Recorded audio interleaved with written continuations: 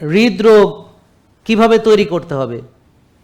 হৃদরোগ তৈরি করার জন্যে একইরও নিয়ম, যে উল্টাপাল্টা খাওয়া, বেশি বেশি খাওয়া, তাহলে বেশি বেশি চর্বি শরীরে জমা হতে থাকবে, রক্তনালীতে হতে থাকবে।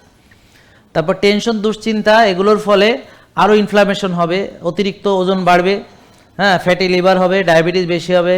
এভাবে তার আস্তে আস্তে রক্তনালীতে অ্যাথেরোস্ক্লেরোসিস অর্থাৎ রক্তনালীটা ব্লক হতে থাকবে।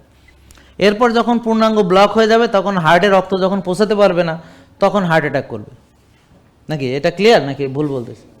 তাহলে রক্তনালী ব্লক হয় কেন? অতিরিক্ত চর্বি জমে। এর জন্য কি কি দায়ী?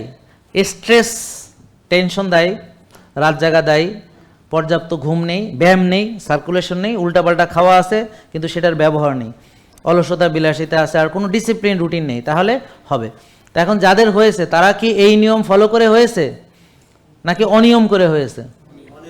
অনিয়ম ফলো করেছে, তার এটা হয়েছে। কিন্তু এরকম একটা লোক আছে যার হার্ট অ্যাটাক হয়েছে, কিন্তু সে এসে বলল আমি ছোটোবেলা থেকে এই পর্যন্ত এক ভাগ খাইছি, আল্লাহর দেওয়া প্রকৃত খাবার খাইছি, রোজা রাখছি, রেগুলার ব্যায়াম করছি, আর্লি ঘুমাইছি, ভোরে উঠছি, রোদ্রে গেছি, ঘাসে আসছি, মানসিক প্রশান্তির চর্চা করছি, তবু আমার হার্টে এরকম ব্লক হয়েছে। এরকম একজনও দেখাইতে পারবে?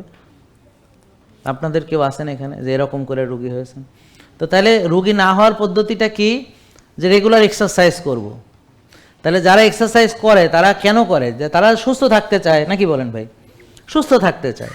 আর যারা করে না তারা কেন করে না? কারণ তারা রোগী হতে চায়। এখানে তো কোনো মাঝামাঝি কিছু নেই। জেকে লাইফস্টাইল, ওষুধ মুক্ত সুস্থ জীবন।